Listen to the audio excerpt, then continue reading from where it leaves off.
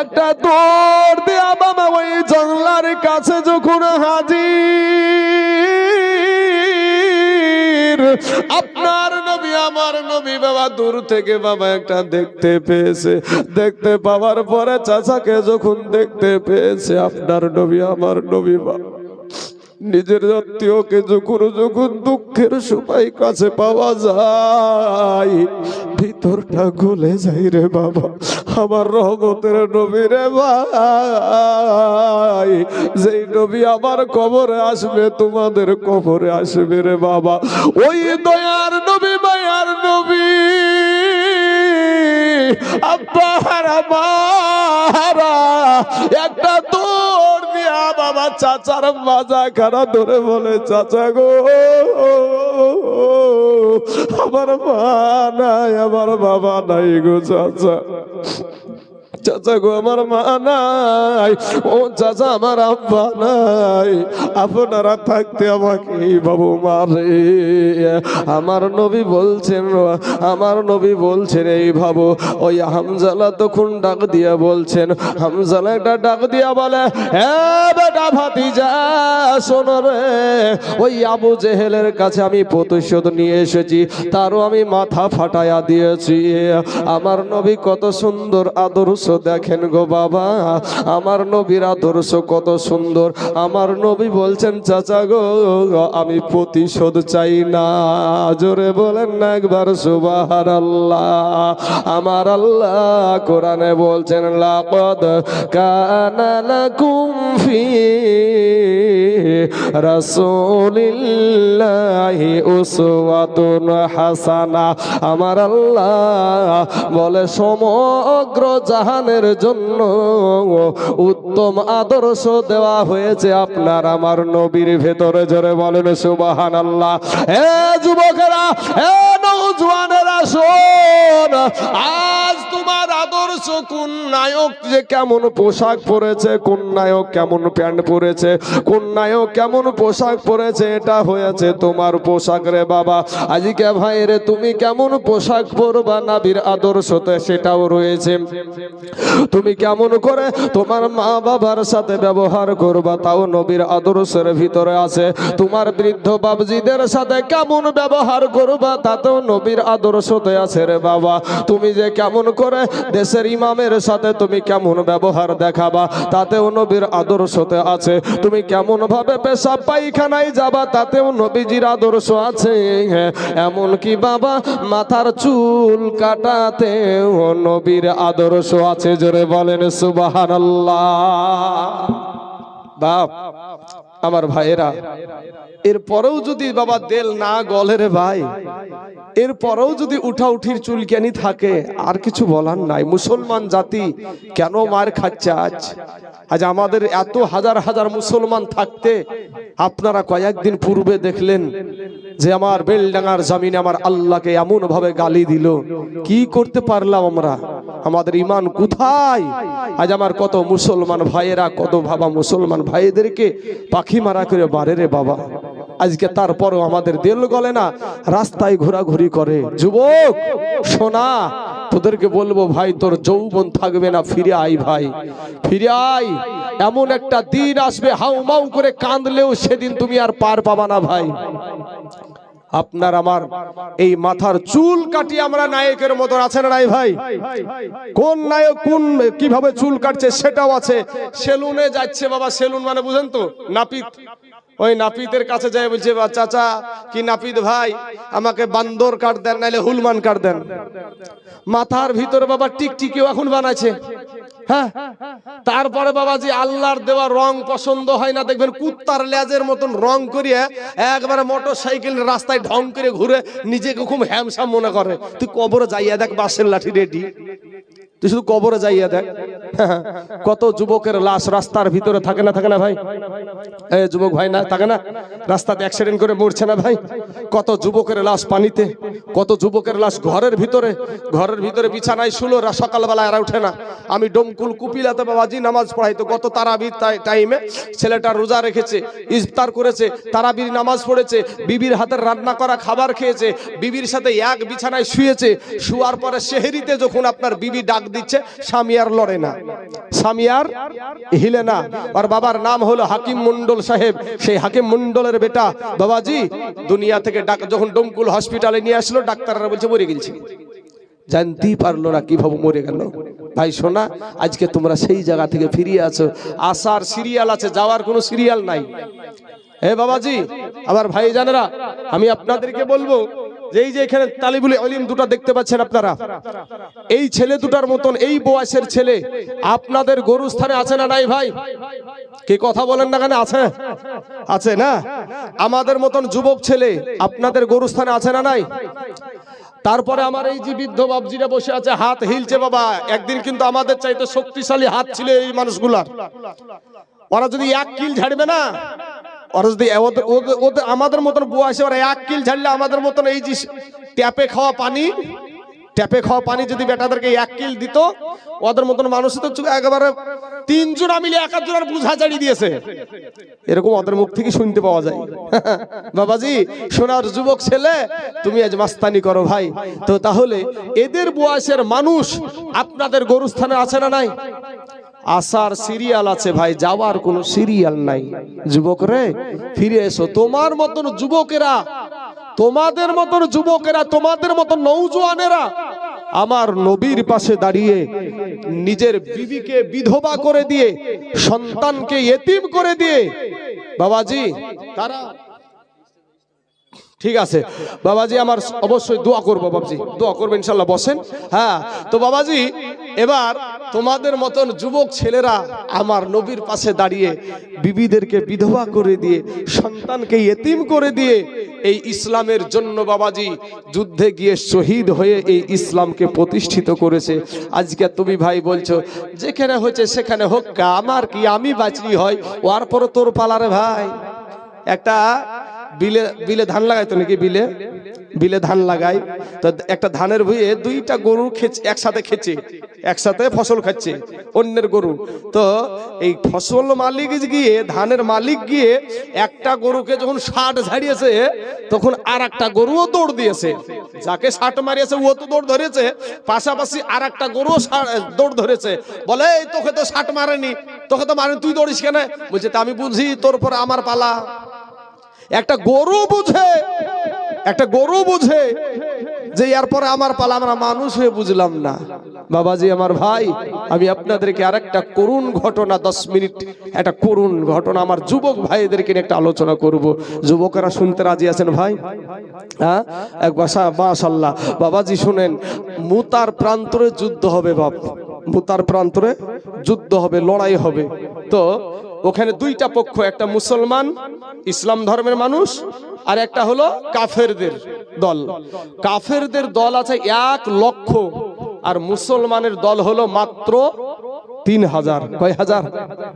আরে ভাই, আজ সারা পৃথিবীতে মুসলমানদেরকে মারে, তাদের কাছে বন্দুক থাকতে পারে, তাদের কাছে রাইফেল থাকতে পারে, কিন্তু মুসলমানের কাছে পাথর তো আছে রে ভাই, পাথর আছে মুসলমান।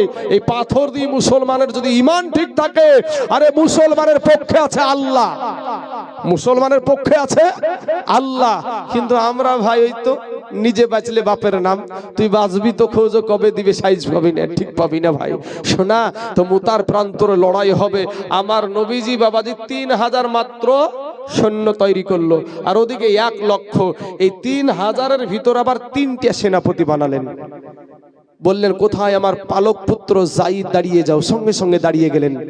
কোথায় আমার চাচাতো ভাই জাফর বিন আবু তালিব, দাঁড়িয়ে যাও। সঙ্গে সঙ্গে দাঁড়িয়ে গেলেন। তারপরে বলছেন কোথায় আমার সাহাবী আব্দুল্লাহ ইবনে রাওহা, দাঁড়িয়ে যাও। সঙ্গে সঙ্গে দাঁড়িয়ে গেলেন। বাবাজি নবীজির জবান থেকে কথা বের হতে দেরি হতো, কিন্তু তাদের মানতে দেরি হতো না। জোরে বলেন একবার সুবহানাল্লাহ। কেন তারা জান্নাতের সার্টিফিকেট দুনিয়াতে পেল? কেন তারা দুনিয়াতে জান্নাতের সার্টিফিকেট পেল? নবীজির জবান দিয়ে কথা বের হতে দেরি হতো, কিন্তু বাবা সাহাবীদের মানতে দেরি হতো না। সেই সাহাবীদেরকেও এই লেডিজ মার্কা মালেরা বলছে এরাও বেদাতি ছিল, নাউজুবিল্লাহ। আল্লাহ এদেরকে হেদায়েত দান করুক, সবাই বলেন আমিন। বাবাজি এদের 3 জনকে নবীজি আমার বলছেন যে তোমরা বাড়ি চলে যাও, বাড়িতে গিয়ে তোমরা সালাম করে এসো। এখানে একটু বুঝার ব্যাপার আছে বাবা। কি বুঝার বিষয়টা? যুদ্ধের ময়দানে সেনাপতি লাগে একজন, আর আমার নবী বানালেন তিনজন। কারণ আমার নবী জানে যে এই তিনজনের ভিতরে একজনও বাড়ি ফিরবে না, তিনজনের ভিতরে একজনও বাড়ি ফিরবে না। পালক পুত্র যায়েদ বলছেন, ইয়া রাসূলুল্লাহ, ইয়া হাবিবাল্লাহ, নবী গো, আমার আব্বা জান, আমার নবী আমাকে যুদ্ধের ময়দানের সেনাপতি বানায়া দিয়েছে গো নবী। আমার মা আয়েশা ঘরে বসেই শুনতে পেয়ে যাবে, আমার যাওয়ার কোনো প্রয়োজন নাই। এবার জাফর বিন আবু তালিব বাবা বাড়িতে চলে গেলেন। বাড়িতে যাওয়ার পরে বিবিকে সালাম দিয়া ডাক দিয়া বলে, বিবি রে, ওরে বিবি, আমার দয়ার নবী, আমার মায়ার নবী আমাকে যুদ্ধের ময়দানের সেনাপতি বানায়া দিয়েছে গো বিবি।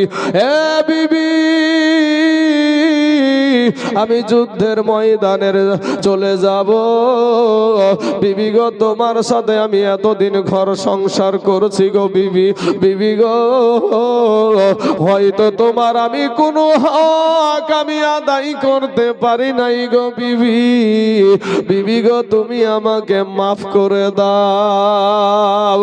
বিবি আল্লাহর কাছে হাত উঠায়া বলে, আল্লাহ গো, ও গো আল্লাহ, আমার স্বামীকে আমার দয়ার নবী যুদ্ধের ময়দানের সেনাপতি বানায়া দিয়েছে, আমি তাতে থেকে বাধা দিব না, আমি তাতে থেকে বিরত থাকতে বলবো না।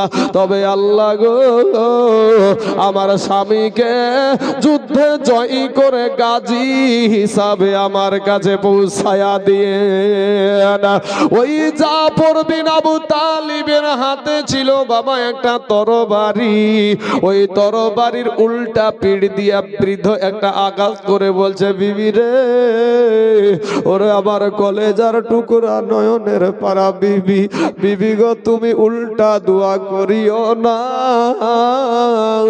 তোমার উল্টা দোয়া আমার আল্লাহর দরবারে কবুল হবে না। কারণ বিবি রে, যুদ্ধের ময়দানে সেনাপতি লাগে একজন, আমার নবী বানাইছে বাবা তিনজন। ও গো বিবি, আমার আগেও একজন আছে, পরেও একজন আছে গো বিবি। বিবি গো, নির্ঘাত আমি ওই মুতার প্রান্তরে শহীদ হইয়া যাব গো বিবি। বিবি গো, তুমি উল্টা দোয়া করিও না। আর বিবি রে, আমার যে ছোট ছোট কলেজার টুকরা, নয়নের পারাবার সোনার দলা সন্তান গুলা রেখে যাচ্ছি গো বিবি। বিবি গো, আমি যেই রাস্তাতে জীবন দিতে যাচ্ছি গো বিবি, আমার ওই সন্তান গুলাকেও তুমি ওই রাস্তাতে মানুষ করিও। জোরে বলেন সুবহানাল্লাহ। এ বাবারা, এ যুবকেরা, ভাই শুনেন, ওই জাফর বিন আবু তালিব যখন বাড়ি থেকে বাবা বেরিয়ে আসছে, বিবি কাটা কবুতরের মতন উঠানে পড়ে গড়াগড়ি আরম্ভ করে দিল। ছোট্ট ছোট্ট বাচ্চাগুলা বাবা গো পিছনে পিছনে আব্বু গো, আব্বু গো, আব্বু গো বলে দৌড়ায় বাবা। ওই জাফর বিন আবু তালিব একবারও পিছন ফিরে তাকালেন না। কারা কান্দে? হে বাবাজি, 3 নম্বর সাহাবী, যার নাম হলো আব্দুল্লাহ ইবনে রাওহা, নতুন বিবাহ করেছে, ফুল সজ্জার রাত্রি, বাসর সজ্জার রাত্রি রে ভাই। এমত অবস্থায় বিবির কাছে বিদায় নিতে গেছে। বিবিকে সালাম দিয়ে বলে, বিবি গো, আমাকে আমার দয়ার নবী যুদ্ধের ময়দানের সেনাপতি বানায়া দিয়েছে গো বিবি। বিবি গো, আমি যুদ্ধে চলে যাব, আমি তোমাকে নতুন বিবাহ করেছি গো বিবি, কোন হক আমি তোমার আদায় করতে পারি নাই গো বিবি, তুমি আমাকে মাফ করে দাও। বিবি একটা ডাক দিয়া বলে, স্বামী গো, আমার দয়ার নবী, মায়ার নবী আপনাকে যুদ্ধের ময়দানের সেনাপতি বানায়া দিয়েছে, আমি তাতে থেকে বিরত থাকতে বলবো না, আমি তাতে থেকে বাধাও দিব না। তবে স্বামী গো, আপনি একটা বার আমার আপনি বাড়ির ভিতরে আসেন। স্বামী ডাক দিয়া বলে, বিবি বিবি গো, আমি বাড়ির ভিতরে যাব না, তোমাকে দেখলে আমার মনে প্রেম জাগবে, ভালোবাসা জাগবে। বিবি গো, যুদ্ধে যেতে মন চাইবে না। বিবি একটা ডাক দিয়ে বলে, প্রাণের স্বামী,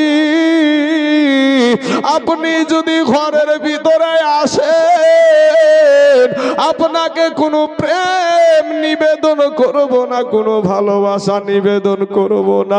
স্বামী গো, আপনাকে শুধু একটা নজর শুধু আমি দেখে রাখতে চাই। নতুন বিবাহ হয়েছে, ভালো করে আপনাকে দেখতে পাইনি আমি, আপনার চেহারাখানা আমি একবার দেখে রাখতে চাই। কিয়ামতের দিন আপনাকে যেন স্বামী রূপে চিনতে পারি। জোরে বলেন সুবহানাল্লাহ। আব্দুল্লাহ ইবনে রাওহা ডাক দিয়ে বলছে, বিবি রে, ওরে আমার বিবি, ওরে আমার সোনামণি, তুমি শুনো গো, তুমি যদি ধৈর্য ধারণ করে এই দুনিয়া করতে পারো, কিয়ামতের মাঠে নয়, আমার আল্লাহ জান্নাতের ভিতরে তোমাকে আমাকে স্বামী স্ত্রী হিসাবে পরিচয় করায়া দিবে। জোরে জোরে বলুন সুবহানাল্লাহ।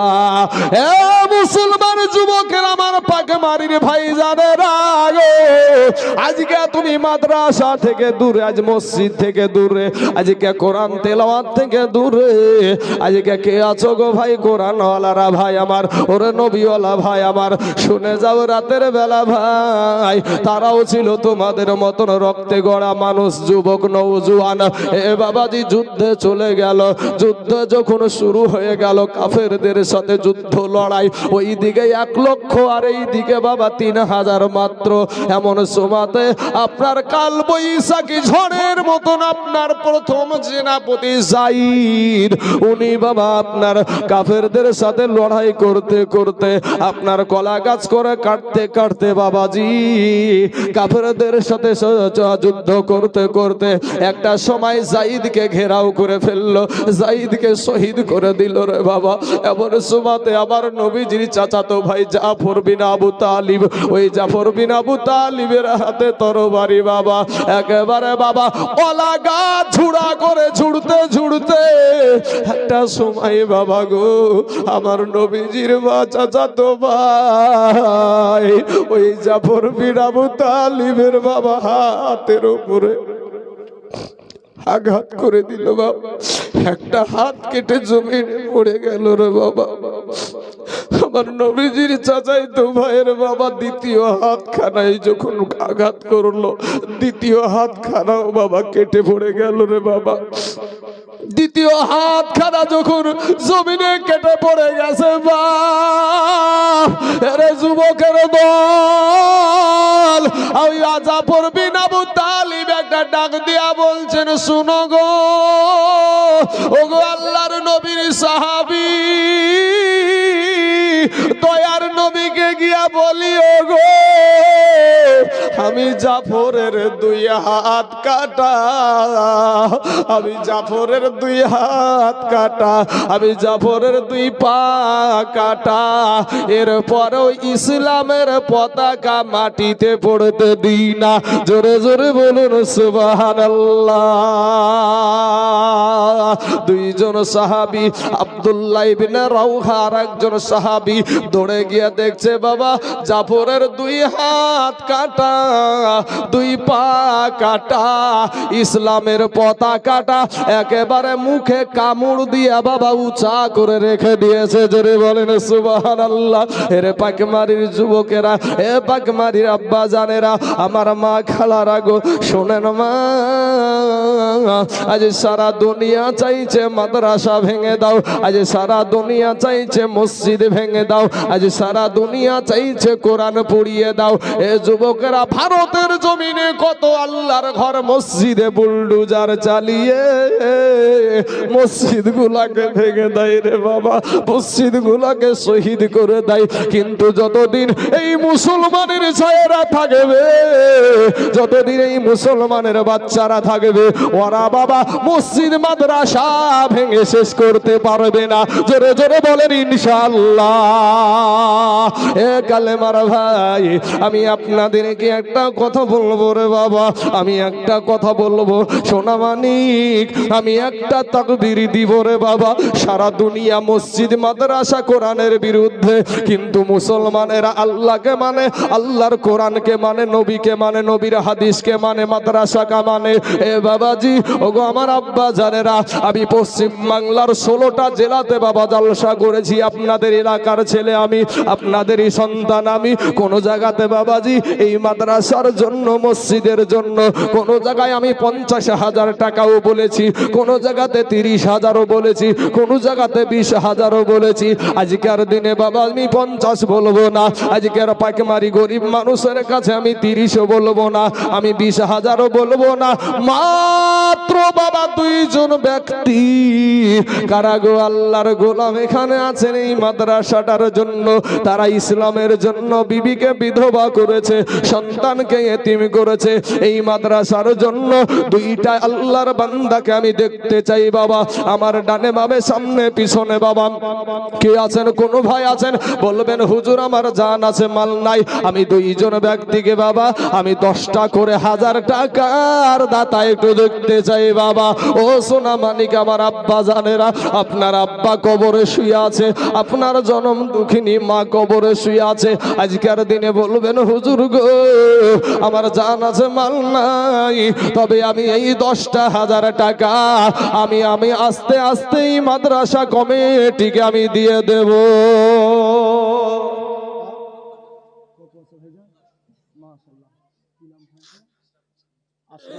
সুবহানাল্লাহ সুবহানাল্লাহ। দেখেন বাপের কলেজার টুকরা, যার বাপ নাই রে ভাই। এই যুবকরা, এই ছেলেরা শুনো ভাই, যার আব্বা নাই সেই জানে বাপ হারানোর কি ব্যথা। যাদের আব্বা নাই এই মানুষগুলা কি জিজ্ঞেস করবো, চাচা গো আব্বা কেমন জিনিস? এই মানুষগুলার চোখে পানি ধরে রাখতে পারবে না, বলবে বাপ দুনিয়ায় থাকতে বুঝিনি রে ভাই, কিন্তু যেদিন বাপ হারাইয়া গেছে সেদিন মাথার ছাদ আমাদের উড়াইয়া গেছে। আরে বাপ কত লোকের হয়ে জমিতে মুনিশ দেয়, পাড় দিয়ে সারাদিন মান খেটে তোমার মুখে খাবার তুলে দিয়েছে। আজ তোমার আব্বাটা আজ নাই।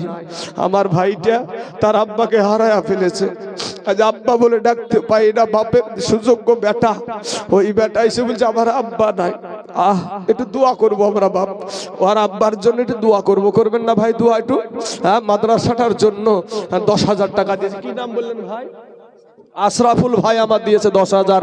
নারায়ে তাকবীর, নারায়ে রিসালাত, মাসলাকে আলা হযরত উলামায়ে আহলে সুন্নাত আশরাফুল ভাই আমার 10,000 টাকার দাতা। ধরে বলেন জিন্দাবাদ, সুবহানাল্লাহ সুবহানাল্লাহ। এই দেখেন বাবাজি 10,000 টাকার আমার আশরাফুল ভাই বাপের জন্য দিয়েছে। আর একজন জান, আপনি কি নাম?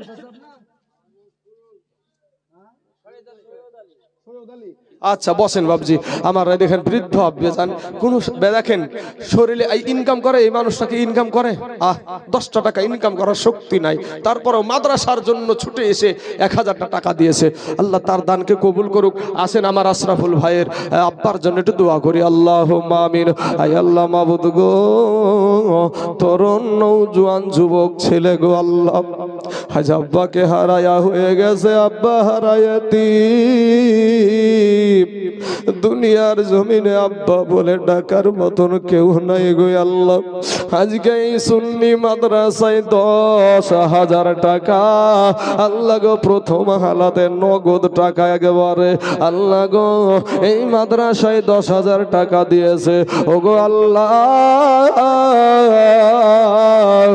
তুমি মেহেরবানি করে দয়া করে তার আব্বা জান আল্লাহ গো তার আব্বার কবরে জাহান্নামের দরজাটা তুমি বন্ধ করে দাও আল্লাহ, জান্নাতের দরজা খোলায়া দাও আল্লাহ, জান্নাতি পোশাক পরিধান করাইয়া দাও। আই আল্লাহ, আমি জানি না রে মাবুদ কার আব্বা জানাই চাতক পাখির মতো তাকায় আছে, আজকে জলসায় মনে হয় আমার সন্তান দান করবে, দোয়া চাইবে, এই আশা নিয়ে কার মা জানি চাতক পাখির মতো হাউমাউ করে কান্দে আর তাকাই। আল্লাহ গো,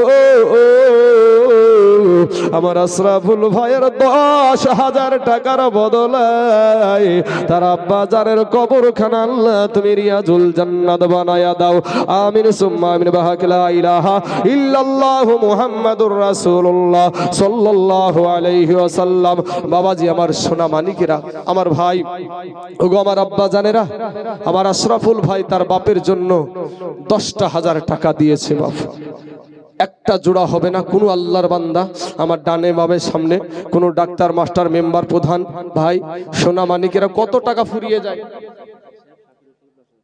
সাফিরুল ইসলাম মাদ্রাসার ক্যাশিয়ার, মাশাআল্লাহ মাশাআল্লাহ, নারায়ে তাকবীর, নারায়ে রিসালাত। মাদ্রাসার ক্যাশিয়ার সাফিরুল ভাই আমার 10,000 টাকার দাতা, জোরে বলুন জিন্দাবাদ, সুবহানাল্লাহ সুবহানাল্লাহ। হ্যাঁ বাবাজি, আমার সোনা মানিকের আমার ভাই জানেরা গো, আমার আব্বা জানেরা, বাবাজি আমার সোনা মানিকের আমার এই মাদ্রাসারই একজন ক্যাশিয়ার, মাদ্রাসার খাদেম, মাদ্রাসার খিদমত করনেওয়ালা ভাই। আমি একটা মাদ্রাসা করেছি আল্লাহর রহমতে, সেই মাদ্রাসাটা মহিলা মাদ্রাসা। তবে ভাই একটা কথা বলি, মুসলমানদের মতন দান কোনো ধর্মে নাই। কারণ হলো আমার একটা মহিলা মাদ্রাসা আছে বাপ, সেটা হলো জলঙ্গি সাহেব রামপুর, আমাদের মাফিকুল ভাই সব জানে বিষয়টা। আমি ওখান থেকে আপনাদের এখানে ডাইরেক্ট এসেছি, বাড়ি থেকে আসি নাই বাপ, আমি মাদ্রাসা থেকে এসেছি। তো আমার মাদ্রাসাটাই এক মাসে খরচ আছে 1,10,000, কোনো মাসে 1,15,000, কোনো মাসে 1 লাখ, কোনো মাসে 1,20,000। এই টাকাগুলা কাদের টাকা? সব মুসলমানদের টাকা বাবা, সব মুসলমানদের টাকা। আজকে এই মাদ্রাসার যিনি একজন খাদিম, একজন মাদ্রাসার ক্যাশিয়ার সাহেব, উনি দিয়েছে 10,000 টাকা। নারায়ে তাকবীর, নারায়ে রিসালাত। মাদ্রাসার ক্যাশিয়ার সাহেব সাফিরুল ভাই আমার 10,000 টাকার দাতা, জোরে বলুন জিন্দাবাদ, সুবহানাল্লাহ।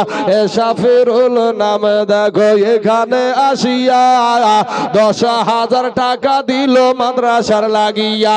ইয়োগো আল্লাহ দয়াময় দয়া যে করিয়া, সাফিরুল ভাইয়ের 10,000 টাকা নাও তুমি কবুল করিয়া।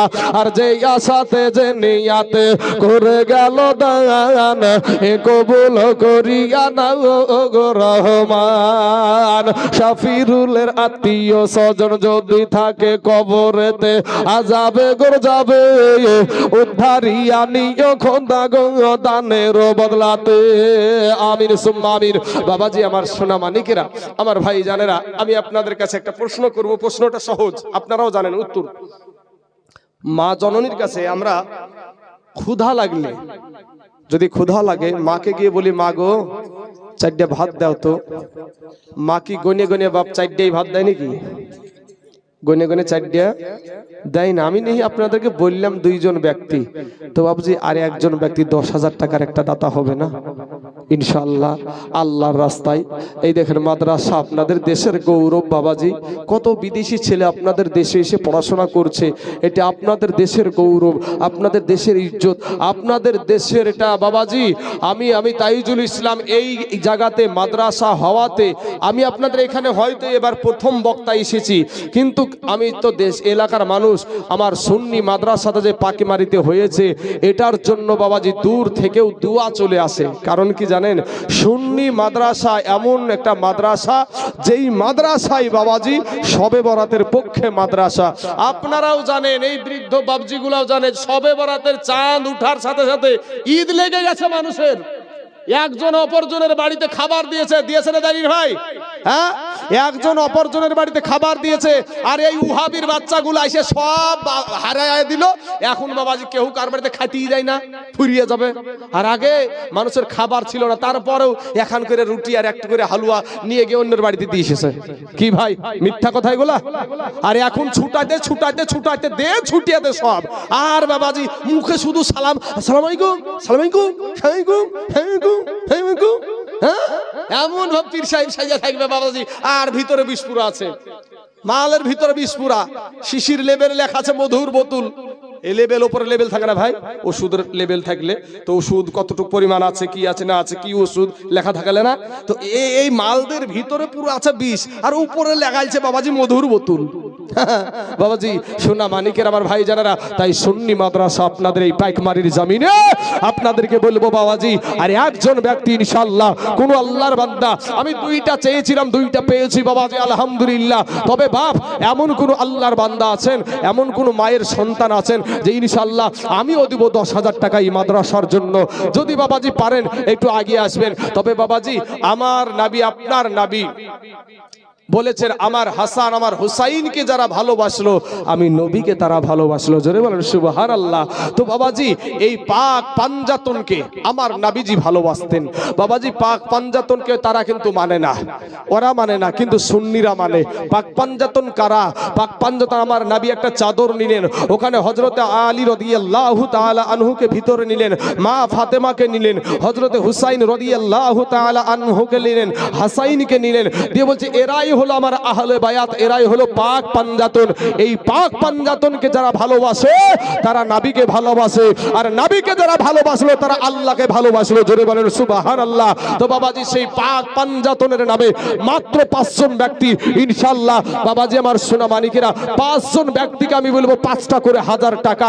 বাবা রে, আপনাকে কেউ থাপ্পড় মেরে আপনার কাছে টাকা নিবে না, কোনো ফেরেশতা এসে আপনাকে একটা আঘাত করবে না যে আপনি কেন দিচ্ছেন না আপনার টাকা থাকা সত্ত্বেও।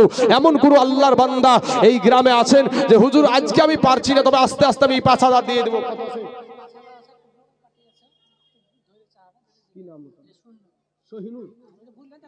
আচ্ছা, শহীনুর ভাই আমার দিয়েছে প্রথম হালাতি 5,000। তবে আমার এটা 10,000-এর।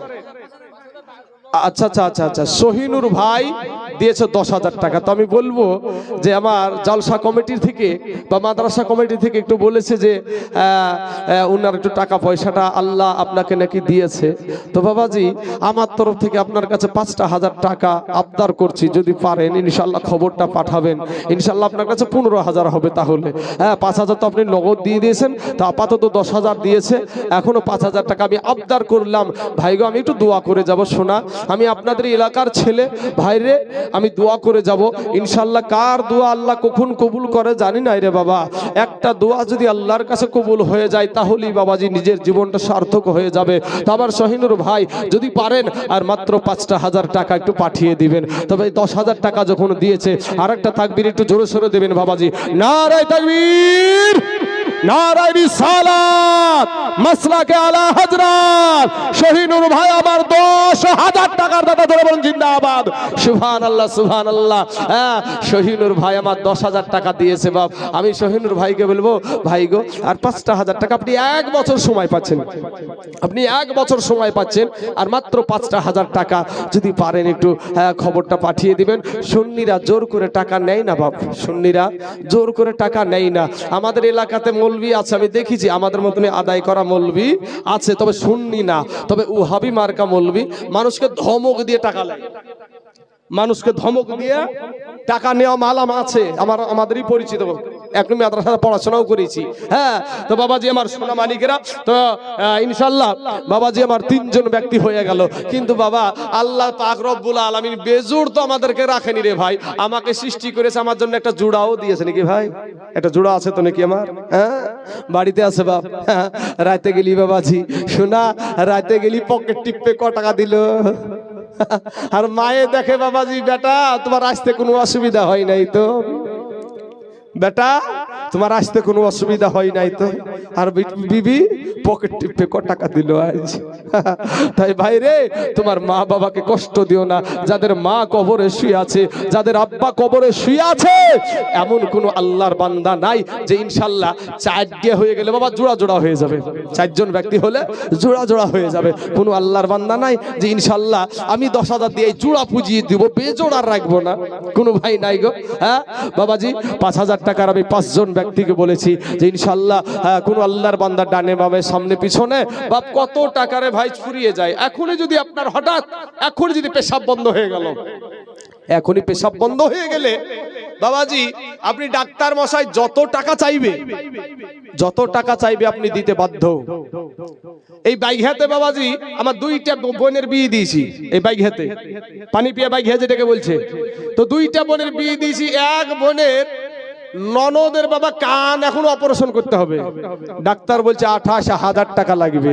কিন্তু যেই কান দিয়া 0 থেকে নিয়ে 0 থেকে নিয়ে 50 বছর শুনছো, 60 বছর কান দিয়ে শ্রবণ করছো, এই কানটা যে আল্লাহ দান করেছে সেই আল্লাহর জন্য মাত্র ভাইরে 5,000 টাকা ইনশাআল্লাহ হবে না? কোন আল্লাহর বান্দা, কোন আল্লাহর বান্দা, কোন আমার মা খালাগো, আপনারা তখন লক্ষ্মীর ভান্ডার পান।